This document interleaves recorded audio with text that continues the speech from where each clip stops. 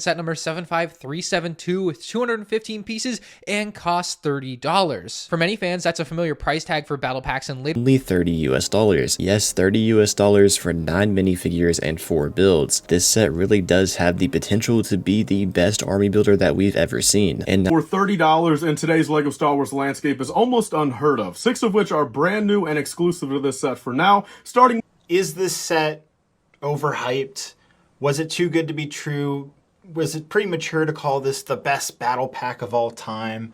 I think so, just a little bit at least. Is this a great battle pack? Absolutely. But the lack of any accessories for the clone troopers is what holds this battle pack, at least to me, from being the greatest of all time or the greatest battle pack we've ever gotten. The Clone versus Droid battle pack 1 year later. This set, looking back over the past year, has had a significant impact on the community, as rightfully should, for a multitude of reasons, which I will look at. But as the set has been out for this past year, this January, I have a few questions I wanted to ask and see if I can't come up with an answer.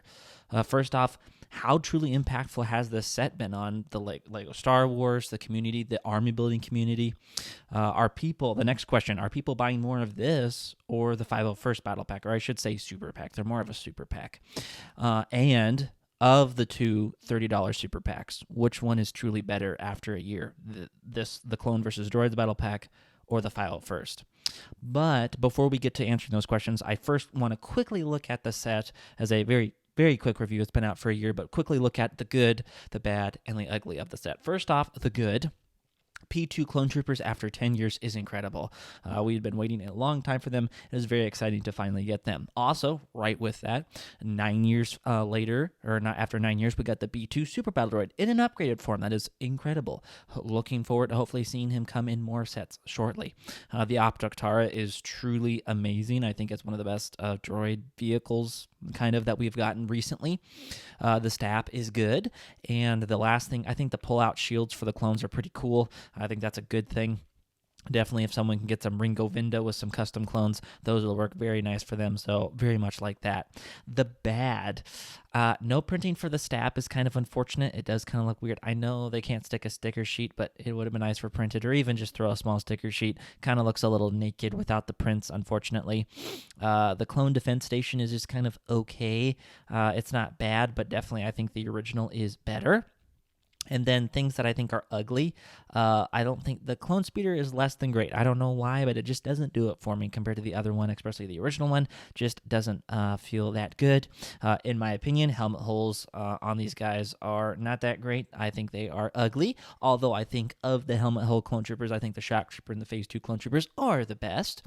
But still ugly. And then also, in my opinion, I think another ugly thing is not having the 327 Star Core. It's definitely a clone trooper we've wanted. Supposedly, again, we're getting a new super pack in the summer with 327 Star Core, supposedly, so they might finally be coming out, but definitely for the full nostalgia vibe of these droids and clones that were going off the original battle packs back in 2006, 7, I believe.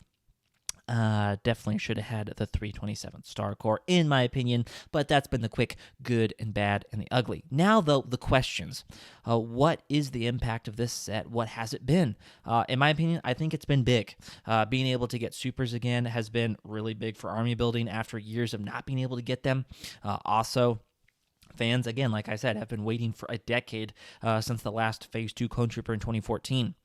Many have gotten a lot of these sets to army build both factions, whether that's your Phase 2 Clone Trooper army, whether that's your battle droids finally. But, has the impact been great? Yes, I do think the impact on the community for this set has been quite large, especially the nostalgia vibe of this set going back almost 20 years to those original battle packs. I think it has been big on the community. But I think the hype of the 501st Battle Pack or Super Pack, most notably from Ryan drumming up the community, wanting the 501st in a Battle Pack, I think the impact on the community, while I think the impact of the Clones vs. Droids Battle Pack has been large, I still don't think it is able to hold a candle to the impact of the 501st had on the community and still has on the LEGO Star Wars community. Go down. This will go down, I think, as a good or great set, but I think the 501st will be one of the top 5 between 5 and 10 most legendary Lego Star Wars sets of all time. I truly think that. And myself and other people included think that this might very well be the first battle pack, be the best-selling Lego set of all time. However, though, that leads me to my second question.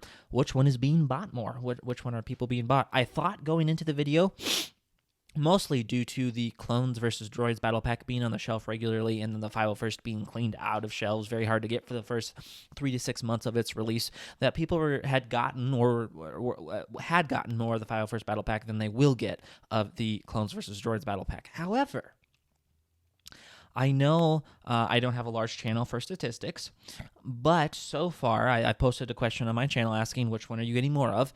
It's looking around a 65 to 75% of people. So 6 in 10 or 3 in 4 people are getting more of the Clone versus Droid battle pack than they got of the 501st battle pack. And my demographics are the age that it's not like they were little, young enough where they couldn't get the 501st battle pack 5 years ago. Most of my demographic is my age that could easily get the 501st. And actually, I am one of the people that will probably end up with more of the 501st than the Clones versus Droids battle pack. I thought that it would be the 501st battle pack, but it's looking like it's going to be more people are going to be getting more of the Clones versus Droids battle pack, which is, it's a very good set. And this could be for a few reasons. Lego probably learned from their mistake with the 501st battle pack, underestimating the hype and the desire for the set behind it. So they probably understood that there would be a lot of desire for this Clone versus Droids battle pack and planned accordingly, and has been able to keep production at a steady rate and supply that places really have not run out. However, with those two questions answered, it leads to the final question, and perhaps the greatest one. Is the 501st Battle Super Pack or the Clones vs. Droids Super Pack better? Which one is truly better, or which one has better value? And I think that's where you have to split it. Again, I thought there would be more decisiveness. As of right now, as I'm recording this video, again, I have the question on my channel. Which one do you guys think is better, the 501st Battle Pack or the Clones vs. Droids Battle Pack, and or which one do you think has better value? So far, it's 50-50. They're neck and neck. And I think it ultimately comes down to preference of what people want and what they see as the better one. I think from a value standpoint, for me, I think the Clone versus Droid battle pack is better because you do get more figures. I think the builds are relatively the same. If not, I think the Optic-Tar is the best build of any of the builds in all the battle packs. However, from a clone quality standard, I definitely think the 501st is much better. I think the 501st, yes, because they don't have helmet holes. Talked about that before, but I think between not having helmet holes and also the 501st Jet Trooper is, I think, a top 5 underrated, not talked about enough clone trooper. I think the clones are better than that. But taking everything together, which one is better? I don't know if I can choose. Both have their merits for being the best super pack so far. I still think just a little bit the Clones versus Droids is a little bit better value. I do think it's a little bit better than the 501st, but that's my opinion. So with that, please let me know down below in the comments which one you truly think is better. Thank you guys. Thank you for watching this video. I'd, again, love to hear what you think is the better set down in the comments. If you're new to the channel and haven't already, please consider leaving a like and subscribing. It definitely helps the channel, and I will catch you guys next time.